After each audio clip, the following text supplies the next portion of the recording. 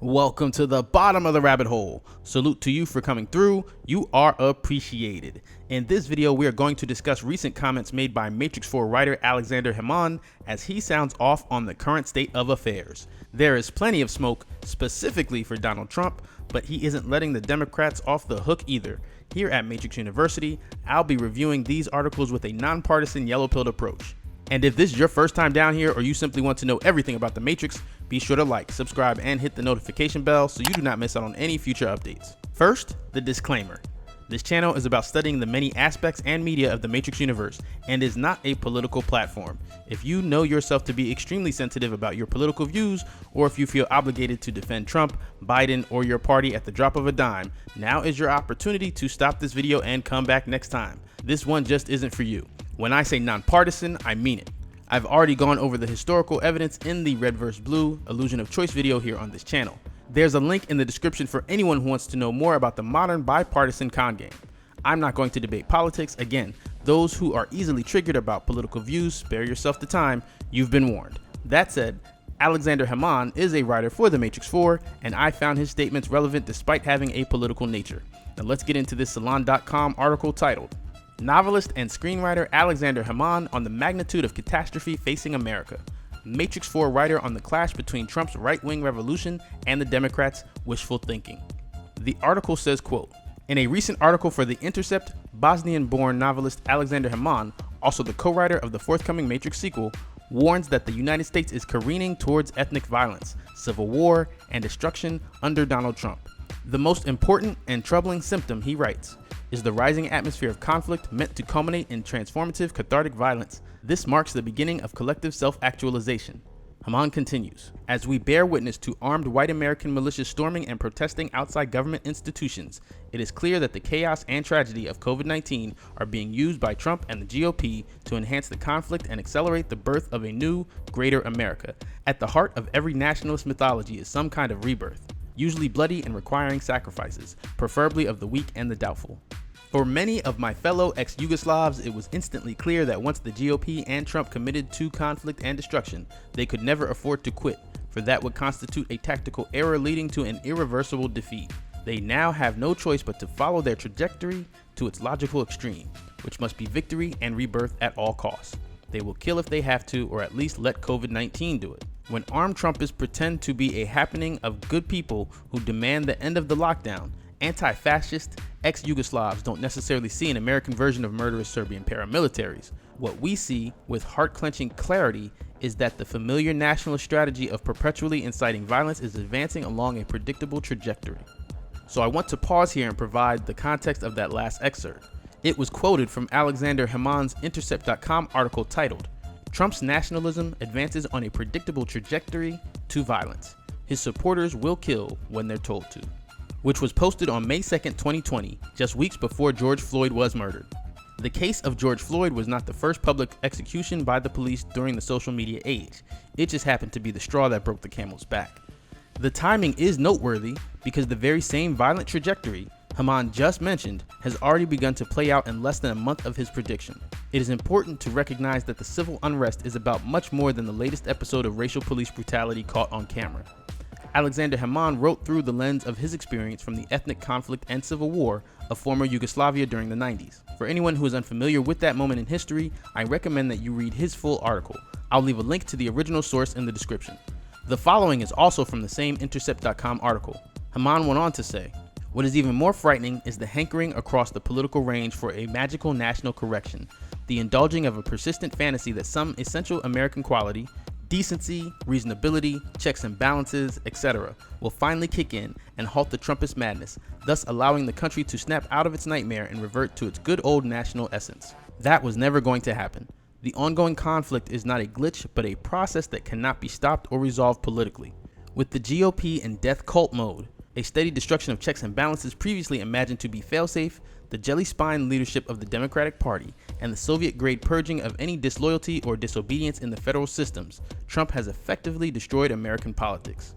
What the actual resolution might look like, I fear to envision, but I know it will not resemble anything Americans can remember or dare to imagine. End quote. Just to be clear, I want you to notice that while Hemon clearly does not like or support Trump in any way, he also isn't letting the Democratic Party off the hook here either. Hemon is dropping some very serious yellow pills that need to be echoed. For those of us who want to change the old system, we must accept that the transition is not going to be comfortable. Now let's jump back to the more recent Salon.com article that said, quote, "In our recent conversation, Hemon warned that Donald Trump and the far right are engaged in revolutionary politics where compromise is not possible because they are preparing for armed conflict, while Joe Biden and the Democrats are only worried about the normative strategy and tactics of electoral democracy." Hemon also described Trump as leading a death cult organized around white supremacy and the related existential insecurities of the white men who are attracted to such politics. Like other death cults, Trump's supporters are willing to kill and die in his name, believing it will lead to personal rebirth and glory. Hemon also shared details on a proposed project he developed with Lana Wachowski and David Mitchell in 2017 about a United States ruined by Trump-like demagogues, civil war, environmental disasters, and believe it or not, a pandemic. Hemon went on to say, "There is an inability to grasp the magnitude of the catastrophe. Before the war in Bosnia, in the former Yugoslavia, the catastrophe of war was so huge that people were too fearful to imagine what was happening because that would have meant, as turned out to be the case, that their entire way of life, the very structure of life, would be destroyed. If the people in Bosnia or the former Yugoslavia were then to have acknowledged or understood the magnitude of the catastrophe, it would have meant making choices about changing their lives. This would have helped them to keep their agency. But too many of them waited, therefore losing their agency, and the catastrophe of the Civil War and ethnic cleansing made the decision for them. This is a frightening proposition to a lot of people. That meant, in case of their war, they would have to get up and leave their lives and not take much for themselves. And so one finds oneself in a situation where you see that there is a catastrophe unfolding and say, but what am I going to do now? Difficult decisions must be made, and it's terrible. It's a horrible proposition. People start negotiating with reality to avoid the catastrophe and the real possibility of death. In this country at present, that looks like, maybe it's not that bad. Maybe Biden is going to fix it. Maybe somehow Trump is going to turn presidential all of a sudden. Maybe the Republicans actually do love this country. Maybe I should wait to see what happens and decide in a month. With Trumpism, the news media has to change their entire way in which they interpret and engage with reality. The American news media, for the most part, cannot do it. They cannot make that pivot. The rules are different with an authoritarian such as Donald Trump. At the same time, the advantage of Trump and his movement is that they do not care about reality or the truth. They are a death cult. They are not afraid to die. The Trumpists and Republicans are excited and motivated by the possibility of remaking reality itself because they are in revolutionary mode. The Democrats and everyone else are, by comparison, trying to find a magical way to retain the status quo, which, even if the status quo was somehow good enough, is now impossible to salvage. The American rights and the global rights revolutionary process is far too advanced at this point. Now, I'd like to add that the mainstream media has always supported the old systems of control and will flat out lie to the public. Calling out and pushing back on false narratives is absolutely critical at this time. I already discussed the arm of propaganda's history in the Illusion of Choice video here on this channel. The emphasis here, though, is Hemon's warning that ignoring these problems, or waiting for an elected savior, or assuming some miraculous solution is just going to appear is not only unrealistic, but exactly the mistake that people in Bosnia made prior to conflict. Hemon goes on to say, revolutionary political parties do not need many supporters or members to succeed. Obsessing over how many people do or do not support Donald Trump is an error. Numbers are not the absolute measure of his strength. The true measure of Trump's strength is how many people are willing to die for him.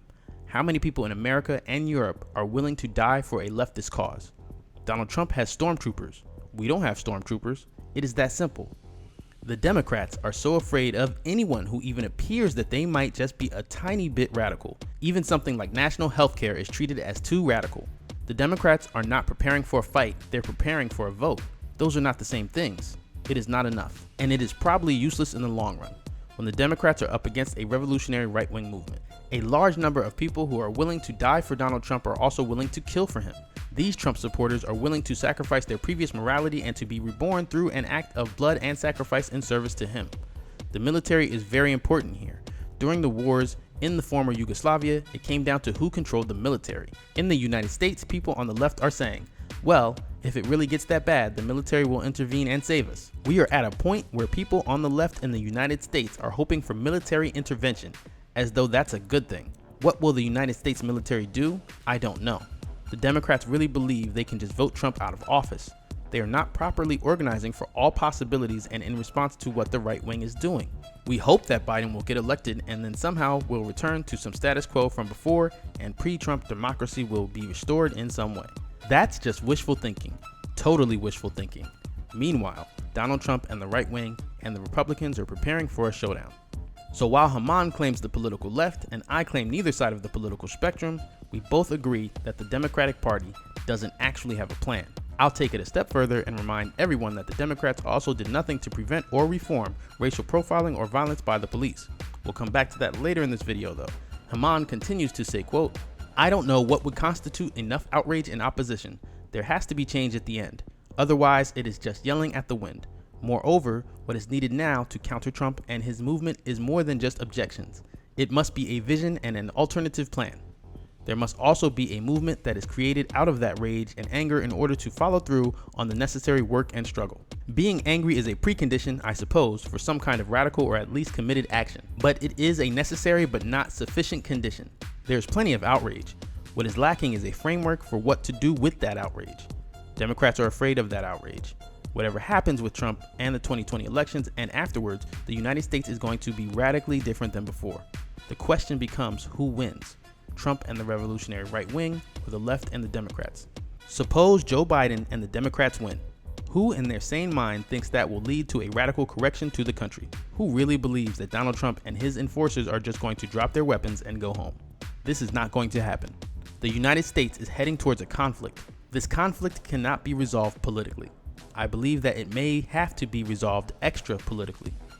One thing I'd like to highlight is that in the past, the global community was more or less limited to the controlled versions of stories presented by the mainstream media. Take for example the Bosnian conflict, where the United States did eventually intervene. The United States had championed itself on concepts of spreading freedom around the world. In the case of Bosnia, former President Bill Clinton sent US and NATO forces in to quell the conflict. On the surface, this was because the Bosnian Serbs had gone too far down the path of violence, killing thousands of Muslims in cold blood, reaching death tolls that had not been seen in Europe since World War II. But behind the scenes, what was happening in Bosnia undermined the US credibility abroad. What many white supremacists fail to acknowledge is how the hypocrisy of their views discredit America on a global stage. The internet certainly existed in 1995, but was nothing like the social media, cell phone surveillance era of today, where information is spread across the world in seconds. And we've already begun to see the impacts of this as protests have popped up around the world. Amsterdam, New Zealand, Tokyo, Japan have all already marched for racial justice in America. In Athens, Greece, Molotov cocktails were thrown outside the US Embassy. As the violence that is used to maintain institutionalized racism domestically increases, more countries will challenge the American military presence abroad. When Hemon speaks of extra-political resolutions, the global response could very likely be a part of that equation. He goes on to say, quote, "I always took Trump seriously. He was always capable of reaching this point. It's not that he's exceptional. It is rather that the conditions were right for Trump to win the presidency because he embodies this vulgar, blatant misogyny, sexism, and arrogance. His psychopathic characteristics exactly match the fantasies of fascism." There is another aspect of Donald Trump's popularity among his followers. There is something terribly reassuring to a certain type of person that one can be stupid and lazy and so openly unpleasant and still become president of the United States. By comparison, Barack Obama had to be a saint. He had to be perfect, Harvard educated and wise. But Trump's white supporters hated him intensely. Trump restores a certain type of faith in white supremacy for his supporters because someone as stupid and bad and lazy and evil as Trump can become president of the United States. Trump supporters know now that the worst of them can still be president. That must be terribly reassuring. Donald Trump's narcissism and other mental pathologies exactly match the collective pathology of white nationalists. Trump is a natural-born white supremacist because in any other context, he is an idiot and psychopath. Here, I'd like to point out that being a white supremacist is not a membership limited to white males. Too often, people only associate this term with men in white hoods or bald neo-Nazis from American History X. However, I've already seen men and women, white and non-white, actively, aggressively, and violently fighting for the preservation of systemic racism in recent videos. And to be clear, anyone from any racial background and any gender has the ability to support a system of white supremacy. White nationalists can come in all sizes, ages, and colors. Candace Owens would be an example of a black woman who benefits and supports white nationalism. Her whole career is a reward for spewing anti-black racism whenever the political atmosphere requires her to do so. But let's move on to the unfinished project with Lana Wachowski that Hemon mentioned, saying, quote, "With the same writers I worked with on The Matrix 4, we developed a spec script in December of 2017. The premise of the project was the disintegration of the United States and what happened afterward, as seen through the lives of several characters over 25 or so years of time in the story. Anything imaginable is possible. In our story, there was a pandemic, environmental collapse, random violence, militias, and rogue governors of different states. I am sure people are writing science fiction stories based in this current moment, and his gets us back to politics in this moment and the power of imagination. I believe that many people cannot accept what is happening and are in denial because they lack imagination. They cannot make sense of the headlines because their minds eliminate so many possibilities about what is happening in the world right now and what will happen in the future." End quote. So while Aleksandar Hemon wrote a spec script with Lana Wachowski in 2017 that has not been produced, and in an article just last month, he warns about the dangerous path the United States has been taking. I also shared my own warnings about these issues in the B166ER trial video here on this channel. I'll leave a link in the description for anyone who missed out. In that video, I mentioned the history of American slavery is not properly taught in school. As a result, many Americans are ignorant to the fact that the police roots stem from the slave patrols dating back to the early 1700s. After the Civil War, the same squadrons of white volunteers empowered to use vigilante tactics to enforce laws related to slavery became the police force and enforced racist Jim Crow laws. The first police forces were overwhelmingly white and were expected to control African Americans, immigrants, and the poor. That hasn't really changed. The Jim Crow laws were reformed during the Civil Rights Acts in the 1960s, but not much has been done to reform the racial profiling within law enforcement regardless of which political party is in the White House. A change is well overdue. Am I saying all cops are bad? Of course not. Are white citizens and immigrants victims of police brutality? Absolutely. Yet when people say that white nationalist groups have infiltrated law enforcement, it is important to recognize that the police department was built on white supremacist ideology. The Wachowskis also warn where the path of unjust violence and systems of oppression lead in the second Renaissance episode of the Animatrix. Right now, we have an opportunity to learn from previous historical events. When one operates with good intentions and within the law of consciousness, the differences between right and wrong are obvious. I may not agree with everything that Hemon said, and that is simply the price of admission when we exercise our free speech. We don't always have to agree on every single thing. However, the message Aleksandar Hemon shared that I hope sticks with you today is that the citizens of Bosnia and the Jewish population of Nazi Germany shared the same mistake. They both failed to address the destructive path of their respective countries' politics until it was too late.